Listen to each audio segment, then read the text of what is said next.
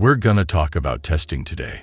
These actions are known as testing, and they are usually done by women to observe how you react in challenging circumstances. At first, some of the testing will frequently take the form of questions. They will question you in an effort to elicit a response, or a response from you depending on that response. It's a lot more complicated than that, but they do know how to treat you. I'm going to use the term alpha male, beta man, only to try to categorize people in relation to the reactions. However, when you discuss testing, the goal is to elicit an emotional response from you, based on your results on the FILT test, and to observe how you respond to inquiries. And unfortunately, all ladies do it. It's a part of their nature based on your performance of the test. She knows how to treat you in that relationship, whether it's a short-term situation or a long-term situation. Now, let's go through the basics of it and category, how the testing works. Now, at the beginning of the relationship, say you're just learning who the individual is. You might be at the bar, the bookshop, or wherever else you happen to be. Basic FILT testing takes the form of questions or quick solutions to a predicament. Here, we're going to provide you a little example. She is essentially testing the waters. So, for example, if you go up to a female and inquire, you wish to know her information, her phone number, or anything like, "I have a boyfriend now," is a normal response she would give if she wasn't interested. Most of them haven't given it any more consideration than that. They simply believe that will be the end. Most of the time, the person will pack up his belongings and head the other direction. But if you respond in a classic way to say, "Oh, sorry for you, your friend's hotter anyway," but you can get her attention back onto you where she doesn't expect it, then you may be able to pass that particular test. She may not be interested in you anyway, but at the end of the day, you don't get the last word in that situation. Another classic one is, "Do I look fat in this dress?" The best way to handle that, obviously, is to not get in the situation where "No, honey. Oh, you look great. All right." These are all little classic things that, and when you're met, you don't have to deal with this stuff. All right. 'Cause you gone your own way. But for the men, just being aware of what these are. Okay. You won't appear any heavier than the other women present if you give her a backhanded compliment. She is currently unsure about where to put that. She is now aware that you have a retort for it. At the end of the day, you can offer her a backhanded compliment and move on.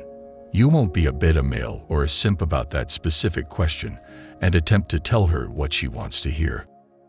All right, and she will know at that particular point that you are either gonna make a joke of the situation and not take it seriously, and then she's not even gonna consider your opinion at that point, or she's not gonna try to test you in that particular way. All right, so those are the basic levels of the testing game.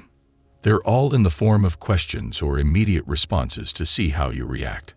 Now let's get to the advanced level game. These are the advanced level games that she will try to use to assert her dominance over you, or she's testing her limits with you. Now, these are outside of the realm of questions for the most part. She's gonna start asking you to do things for her to try to see if you will, in fact, do.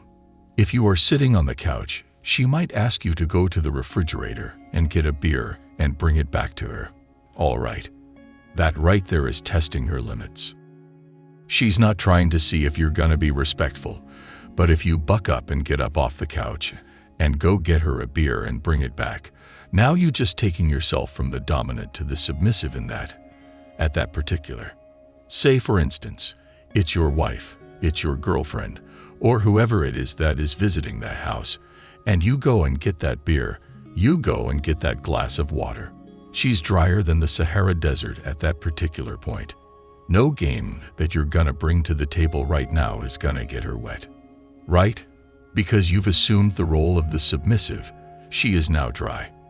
Are you okay? You are seated on the sofa. You instruct her to go up even though you are in the kitchen. Her own beer. Are you okay? That is not the case in this instance. Okay, so you want to dunk her. You do not want to drench her. She thus strives to establish power in these circumstances. Another example of this was stay-at-home moms will do this. You're at work all day. She's at home with the kids all day. She's doing whatever she can. I don't know. We don't know what she's doing with her particular time, but she has her schedule with the. Now, she may have forgotten to get something from the grocery store, but here you are at work. She'll text or call you at work to urge you to go get a gallon of milk and bring it home for her since she forgot. Okay, whatever you had planned to make for dinner isn't happening if it calls for milk. I spent the entire day at work. Stopping at the store is the last thing I want to do in milk. I'm good. All day, you've been at home. Whatever it is you've been doing, keep it up. You had errands to run. You must prioritize your time as a mother because it is your responsibility. It is your responsibility to serve as the home's domestic engineer. You are to be the provider, and you expect me to take care of your behind. It is a test. The minute you stop at the store one time, don't think that you are not gonna keep stopping at the store. And she gonna keep forgetting things in the future and realize that you are the backup in that situation. That's your job, guys. That's your job, ladies. Make sure you go ahead and get the milk. Do a better job at your job, and I'll do a better job at mine.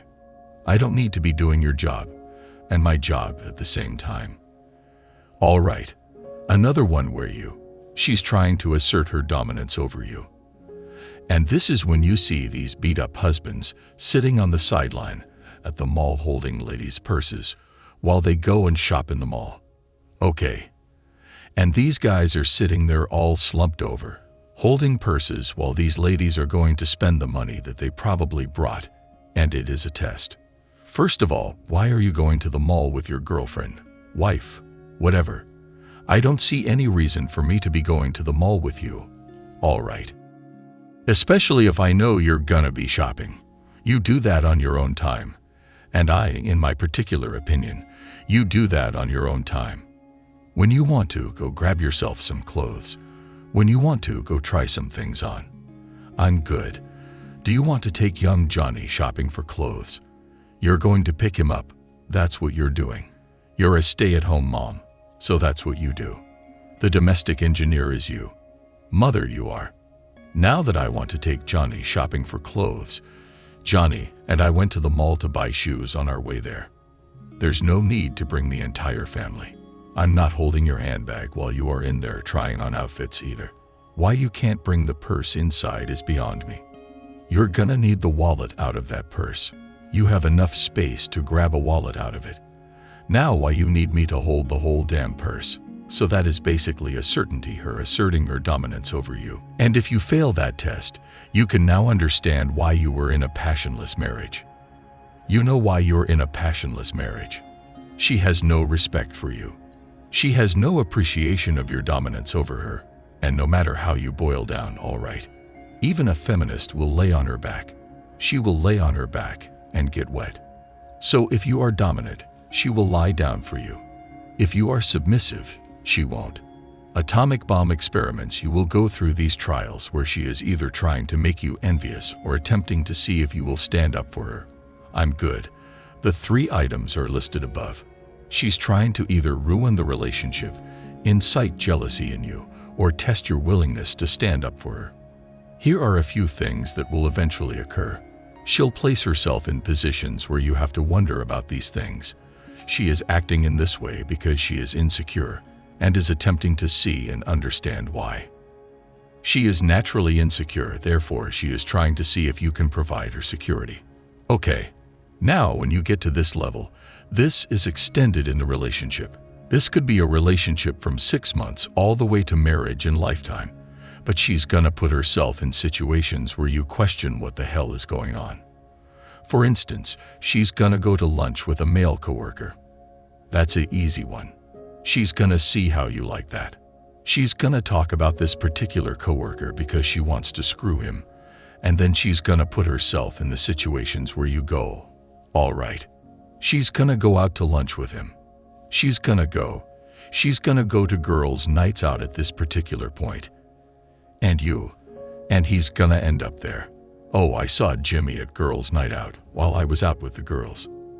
That's interesting. All right.